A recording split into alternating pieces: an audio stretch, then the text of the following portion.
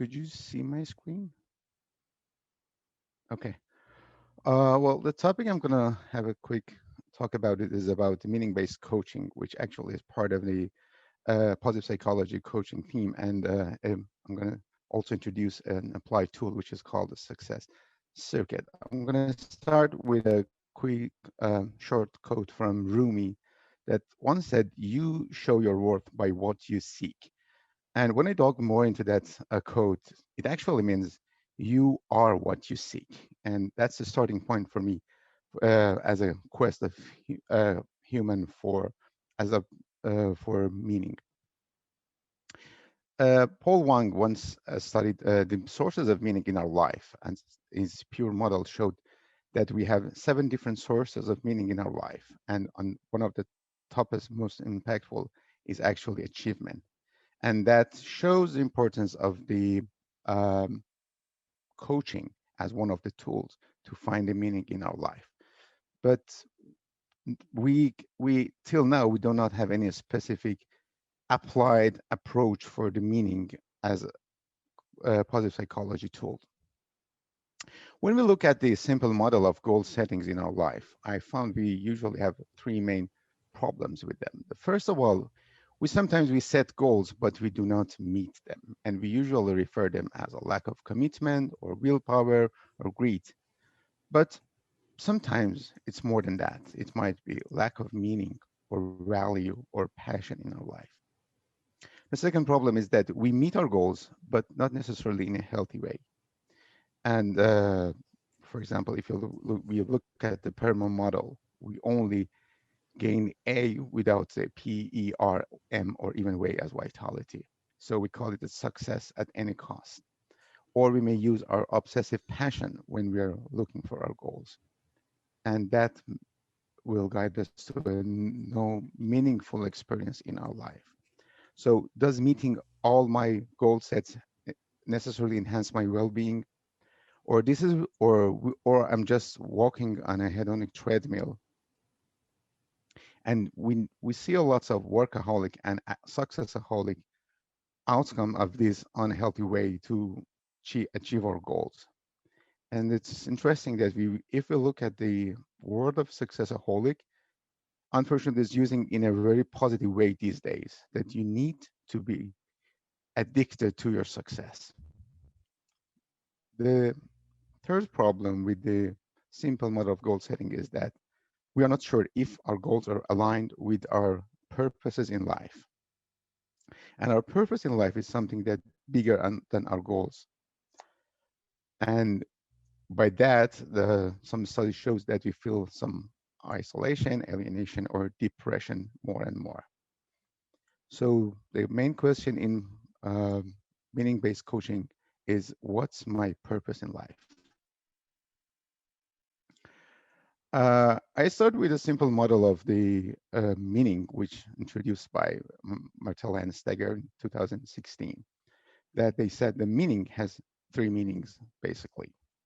The first is the coherence and the sense of coherentability at one's life, that life is making sense. The second one is the purpose, the sense of core goals, aims, and direction, and the significance. But we look at the Webster Dictionary, we find that there are also some other meanings for meaning, which are intent, signify, and aim. And for that, I made another model with that. I put, instead of a triangle of meaning, a pyramid of meaning, which includes meaning, purpose, value, and intention all together. I just simplified the continuum model of the illness and wellness, not the dual model that Giselle has experienced.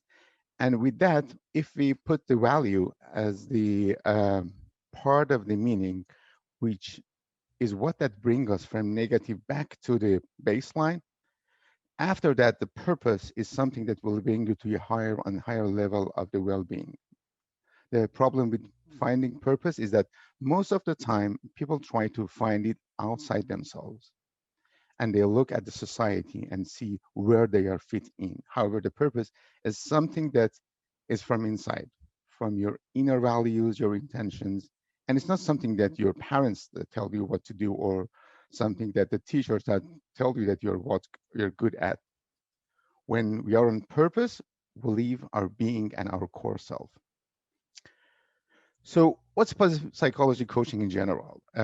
Last year, a meta-analysis study by Van Zyl and Stander, uh, they reviewed more than 2,000 papers about positive psychology coaching, and they define it as a professional and collaborative relationship between a client and coach aimed to identifying, utilizing, optimizing, and developing strength to enhance positive state and behavior. The word of positive psychology coaching first time introduced by Robert Bisweiss mm, and his colleague in 2007. And during these days, most of the focus of the positive psychology coaching was on strength-based coaching. And the study shows that all those about 2,000 papers can introduce 5 steps of the positive psychology coaching that empowered people, starting from creating relationship, going to strengths, finding, developing ideal vision, goal setting, and concluding and recontracting. But by adding the meaning to that model, we can go deeper and add meaning, and the meaning and purpose as another outcome of such an approach with different tools, which one of them could be a success circuit model. So meaning-based coaching is an approach which rooted in unlocking. And unlocking, I mean by finding and both creating meaning in life. And when you pay attention to the key indicators of your life as a principle, you can name, work, and live on your purpose. But people need to have some adequate level of willingness and capacity for reflection. They call it meaning mindset by Paul Wang or some others. And also, you need to have a purpose mindset. And being another principle is that being on purpose is a life skill which could be developed. It's not something that you have it or not. So we know there's lots of benefits to find and create meaning and purpose in our life. People who seek meaning beyond themselves are healthier, happier, and live longer, according to studies. And physically, they have a lower level of stress hormones, higher level of good HDL cholesterol, and less inflammation, better sleep, and happier mood, and overall a better sense of well-being. So it's vital for our well-being that we maintain a strong sense of purpose. As a simple model, we know that all of these components like values, passion, strengths, talents, and skills are main factors to achieve our goals. But how we can use them as a simple one model together. A success circuit is trying to integrate all those essential components. If you look from the left side that are values, passion, strength, talent, skills to our goals, it's a movement from the being, doing to our having. So the very core idea of values are our main beings, and then passions, it's between me, being, and doing. Strengths are more doing, and then talents are and skills are our halves.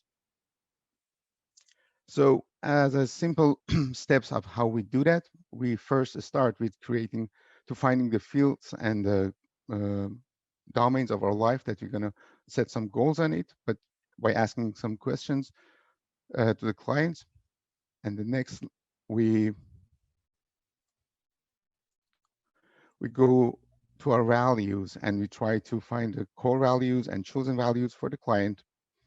And we have a list of the database of values and interventions of how to find them. And we can ask some questions like what's important to you in your domain of your life, what's your purpose in that domain, and how do you enjoy doing that, and how you feel satisfied. For example, here are the list of chosen values by the client, like wisdom, openness, and peace.